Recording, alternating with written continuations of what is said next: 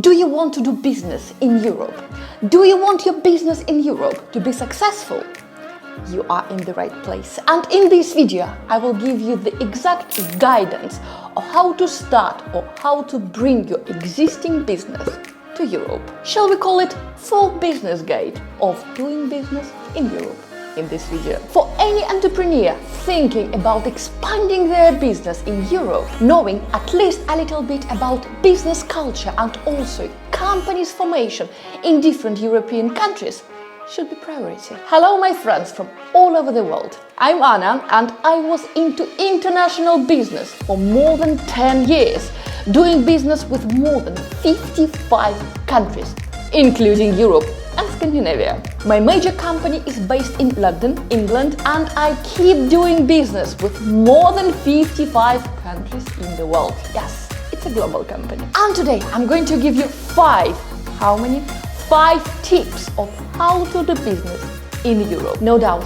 there are several advantages of starting your business in Europe, including low corporate tax rates, ease of import and export trade within European Union, the single or almost single currency, plus strong business communities and different hubs with fundings and business development, especially for entrepreneurs and startups. And if you're dreaming about bringing or starting your business in Europe, but you still have some struggles and doubts, to make things easier, you are more than welcome to book a consultation with me. This is what my business consultancy all about, helping people like you open their businesses in Europe and Scandinavia, and also helping people relocate to the countries of their dreams and start their happy life there. But today I'm going to share with you some interesting structure I found of exact steps you need to take if you want to move or to open your business in Europe or in Scandinavia, which in fact are far not the same markets. Number one, and the most important one, you need to choose the exact business structure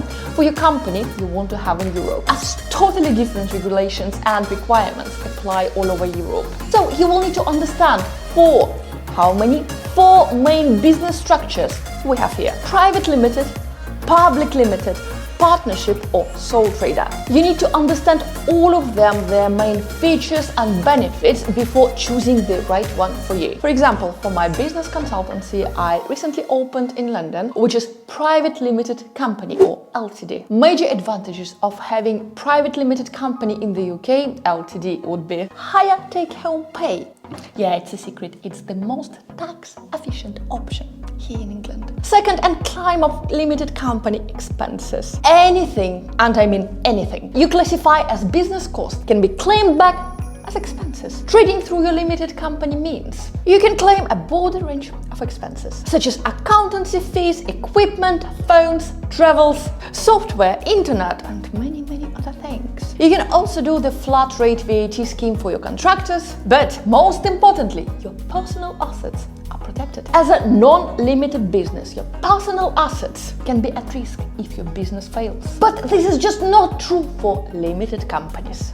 That little word, limited, in your limited company refers to liabilities, and it protects your personal assets in the event of debt, losses or even legal claims against your company. Last but far not least, limited company is so easy to use, but if you're opening your own LTD, my advice would be to invest in a really good accountant. It will save a lot of money for you, I guarantee. For me, the most important about opening a company in the UK was tax situation. Let me give you some figures to understand this point a little bit deeper. For example, if I kept doing both my YouTube channels, my travel channel brings me quite a few collaborations per month, and this channel, my business channel, brings me my private clients. If I was running all these things through my personal account, my tax in the UK would be 45%.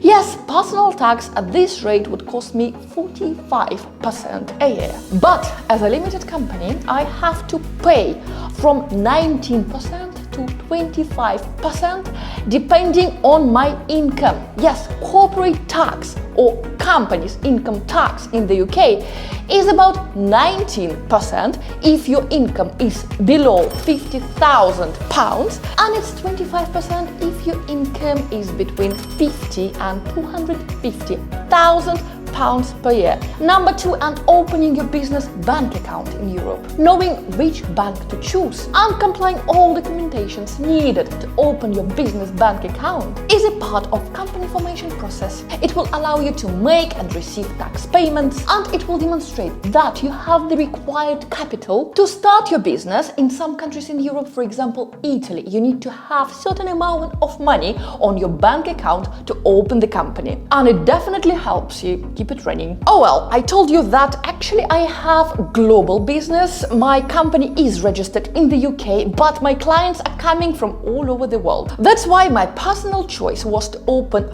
first HSBC account. I also opened my euro and US dollars accounts right away, also with HSBC. But I faced another thing, guys, because not many customers, especially coming from Asia, are ready to pay directly to your bank account.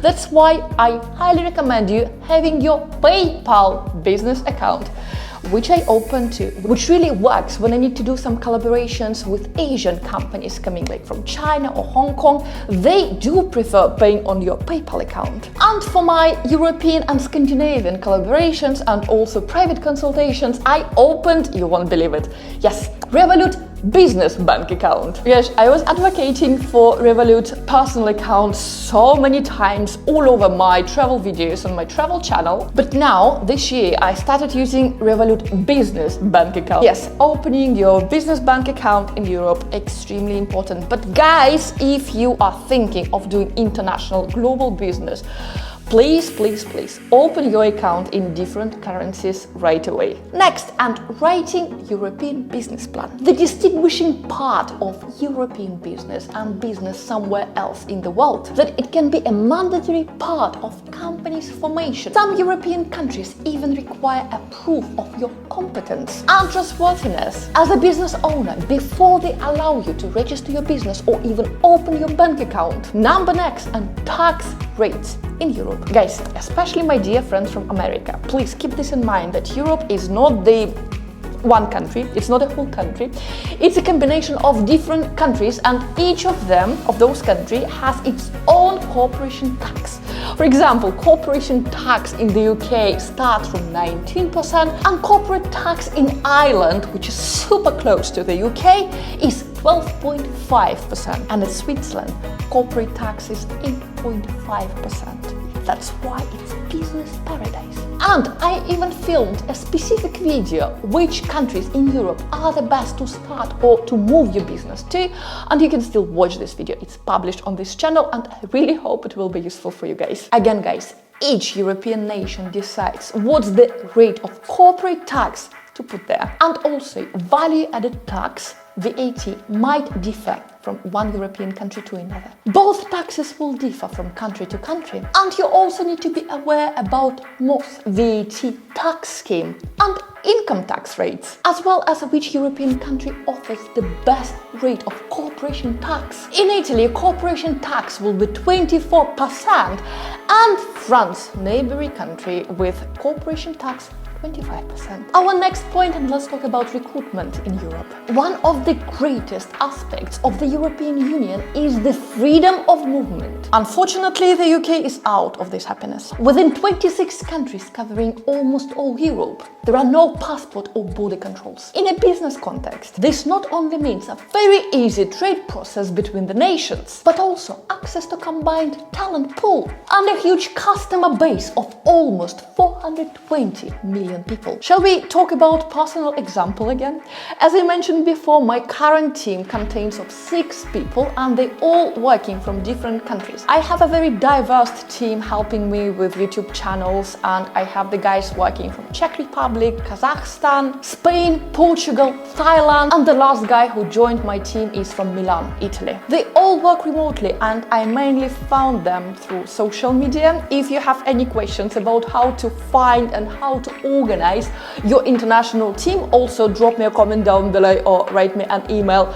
I will do my best to share my experience with you. But still, very important thing to mention, the language. And don't expect everyone in Europe to speak English. Also culture, believe me, is going to be totally different from one European country to another. Even different regions of the same country can be totally different and have totally different work ethics and approach. Yes, for example, Milan and Sicilia. Those are parts of the same country with totally different working approach. So, to sum up, choosing a country to start your European business, or maybe to move your existing business to Europe or Scandinavia. This large number of countries in Europe can look like a very exciting opportunity for any entrepreneur who is dreaming to expand their business here in Europe. But before you start or move your business into Europe or to Scandinavia, you need to keep in mind those things. Choose your business structure correctly. Research European banks before opening a business bank account. You better have written European business plan. Research and understand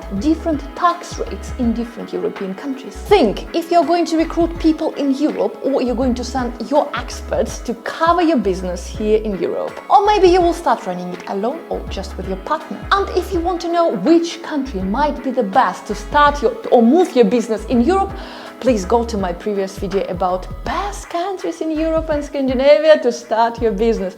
And for now, thank you so much guys for being with me today. Hope you enjoyed it. Please let me know in the comments down below what you enjoyed the most and what I can possibly improve.